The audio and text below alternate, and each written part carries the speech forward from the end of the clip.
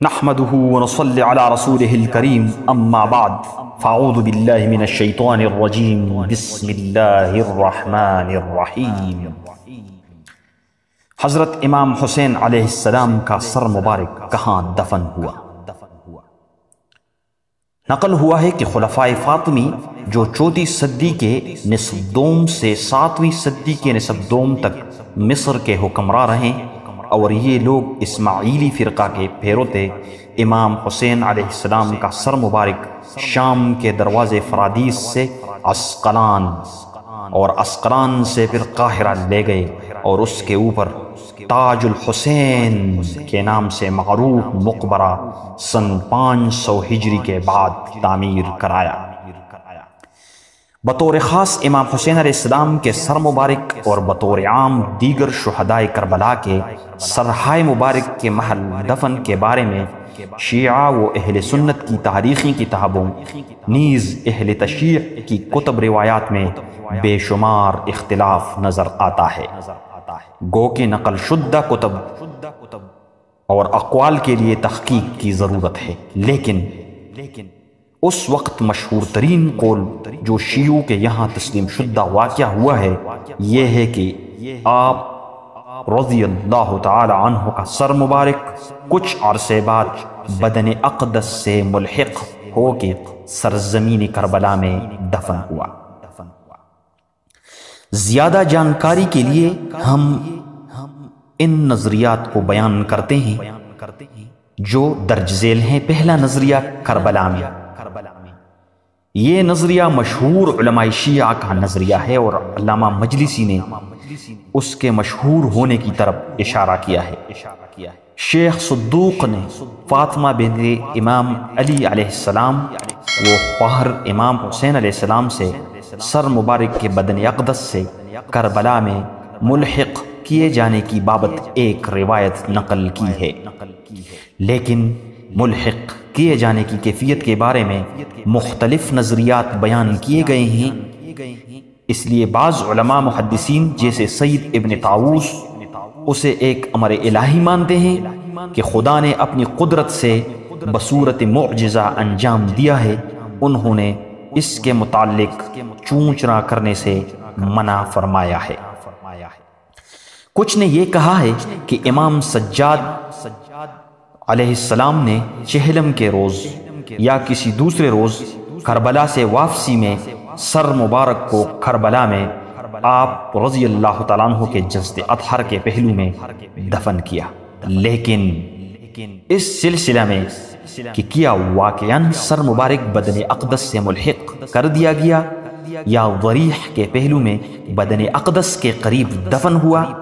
کوئی واضح عبارت ہمیں نظر نہیں آئی ہے، اور اس مقام پہ بھی سید بن طاووس نے چونچرا سے منع فرمایا ہے۔ بعض کا کہنا ہے کہ یزید کے زمانے میں سر مبارک کو دروازے دمشق پہ 3 دن اویزاں کرنے کے بعد اتارا کیا اور حکومتی گنجینوں میں سے ایک گنجینہ میں رکھا گیا، اور سلیمان بن عبد الملک کے زمانے تک اسی میں رہا، پس اسے نکال کر کفن پہنانے کے بعد دمشق کے مسلمانوں کے قبرستان میں دفن کر دیا۔ اس کے بعد اس کے جانشین عمر بن عبدالعزیز نے، جن کی حکومت 99 سے 101 ہجری تک رہی، اسے قبرستان سے نکالا اور پھر معلوم نہ ہو سکا کہ اس کے ساتھ کیا کیا، لیکن اس کی ظواہر شریعت کی پابندی کے پیش نظر زیادہ احتمال یہی ہے کہ اسے کربلا روانہ کر دیا۔ ہم آخر میں ذکر کر دیں کہ بعض سنی علماء جیسے شبراوی، شبلنجی اور سبط ابن جوزی نے بھی اجمالاً مانا ہے کہ سر مبارک کربلا ہی میں دفن ہوا ہے۔ دوسرا نظریہ نجف اشرف میں حضرت علی رضی اللہ تعالیٰ عنہ قبر مطہر کے پہلو میں علامہ مجلسی کی عبارت نیز روایات کی تفتیش سے معلوم ہوتا ہے کہ سر مبارک نجف اشرف میں حضرت علی رضی اللہ تعالیٰ عنہ کی قبر مطہر کے پہلو میں دفن ہوا ہے۔ امام جعفر صادق اسماعیل کے ہمراہ نجف میں اپنے جد گرامی حضرت علی رضی اللہ تعالیٰ عنہ پر نماز پڑھنے کے بعد امام حسین رضی اللہ تعالیٰ عنہ پہ سلام بھیجنے والی روایتیں صراحتاً و وضاحت کے ساتھ امام صادق علیہ السلام کے زمانے تک نجف اشرف میں سر مبارک کے موجود ہونے کو ثابت کرتی ہیں۔ البتہ اس نظریہ پہ اشکال یہ ہے کہ امام صادق علیہ السلام کے زمانے تک حضرت علی علیہ السلام کی قبر مطہر عموم کے لیے غیر معروف تھی۔ ایک دوسری روایت میں آیا ہے کہ سر مبارک کچھ عرصے تک دمشق میں رہنے کے بعد کوفہ میں ابن زیاد کے یہاں واپس بھیج دیا گیا۔ اس نے لوگوں کی شورش کے خوف سے حکم دیا کہ اسے کوفہ سے باہر پہنچا کر حضرت علی رضی اللہ تعالیٰ عنہ کی قبر مطہر کے پاس دفن کر دیا جائے۔ اس نظریہ پر بھی وہی اشکال سابق وارد ہوتا ہے۔ تیسرا نظریہ کوفہ میں اس قول کو سبت ابن جوزی نے بیان کیا ہے۔ وہ کہتے ہیں کہ عمرو بن حریث مخزومی نے سر مبارک ابن زیاد سے لیا اور اسے غسل و کفن دینے اور خوشبو لگانے کے بعد اپنے گھر میں دفن کر دیا۔ چوتھا نظریہ مدینہ میں ابن سعد صاحب طبقات کبریٰ نے اس قول کو مانا ہے۔ وہ بیان کرتے ہیں کہ یزید نے سر مبارک کو حاکم مدینہ عمرو بن سعید کے پاس بھیجا اور اس نے تکفین کے بعد قبرستان بقیع میں جو جنت البقیع ہے آپ رضی اللہ تعالیٰ عنہ کی مادر گرامی حضرت فاطمہ الزہرا صلاۃ اللہ علیہا کی قبر مطہر کی پہلو میں دفن کر دیا۔ اس قول کو بعض دیگر علماء اہل سنت جیسے خوارزمی نے مقتل الحسین علیہ السلام میں اور ابن عماد حنبلی نے شذوذات الذہب میں تسلیم کیا ہے۔ پانچواں نظریہ شام میں شاید کہا جا سکتا ہے کہ اہل سنت کی بیشتر روایت شام میں سر مبارک کے دفن کیے جانے کو بیان کرتی ہیں۔ اس نظریہ کے قائل افراد کے درمیان بھی اختلاف ہے اور مختلف اقوال بیان ہوئے ہیں۔ مثلاً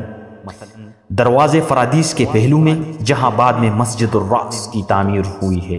اور رأس عربی میں سر ہی کو کہا جاتا ہے، مسجد جامع اموی کے پہلو کے ایک باغ میں، دارالامارہ میں، دمشق کے ایک قبرستان میں، دروازے توما کے پہلو میں، اور چھٹا نظریہ رقہ میں۔ رقہ فرات کے ساحل پر ایک شہر تھا۔ کہا جاتا ہے کہ یزید نے امام علیہ السلام کا سر مبارک آل ابی محیط کے لیے جو حضرت عثمان کے قرابت دار اور اس وقت اسی شہر میں ساکن تھے بھیجا اور ان لوگوں نے اسے ایک گھر میں دفن کر دیا جو گھر بعد میں مسجد میں تبدیل کر دیا گیا۔ ساتواں نظریہ قاہرہ میں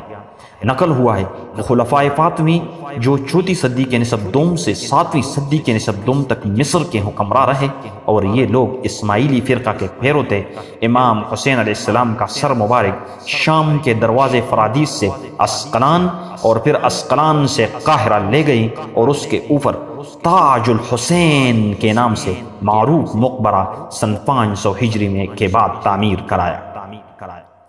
مقریزی نے سر مبارک کے اسقلان سے قاہرہ منتقل ہونے کا دقیق سن 548 ہجری بتایا ہے اور کہا ہے کہ اسقلان سے سر مبارک باہر لاتے وقت یہ دیکھا گیا کہ خون ابھی تازہ ہے، خشک نہیں ہوا ہے اور اس سے مشک کی سی خوشبو مشام کو آ رہی ہے۔ علامہ سید محسن امین عاملی معاصر شیعہ عالم دین لکھتے ہیں کہ سر مبارک کے اسقلان سے مصر لائے جانے کے بعد سر مبارک کے دفن کی جگہ پر ایک عظیم بارگاہ تعمیر کی گئی اور اس کے پہلو میں ایک بڑی مسجد بھی بنائی گئی۔ میں نے سن 1321 ہجری میں وہاں کی زیارت کی اور بے شمار مرد و عورت کو وہاں زیارت اور تضرع و زاری کی حالت میں دیکھا۔ پھر وہ کہتے ہیں کہ ایک سر کے اسقلان سے مصر لائے جانے کے متعلق کہتے ہیں کوئی شک و شبہ نہیں اس میں، لیکن کیا وہ امام حسین علیہ السلام کا سر مبارک تھا یا کسی اور شخص کا، اس بارے میں شبہ برقرار ہے۔ علامہ مجلسی نے بھی اہل مصر کی ایک جماعت کے حوالے سے مصر میں مشہد الکریم نام کی ایک عظیم بارگاہ ہونے کی طرف اشارہ کیا ہے۔ معزز ناظرین و سامعین، ان تمام واقعہ کے جو میں نے آپ کے سامنے بیان کیا ہے، حوالہ جات نیچے ڈسکرپشن میں دیے گئے ہیں، وہاں سے آپ یہ تمام حوالہ جات پڑھ سکتے ہیں۔ وآخر دعوانا ان الحمد للہ رب العالمین۔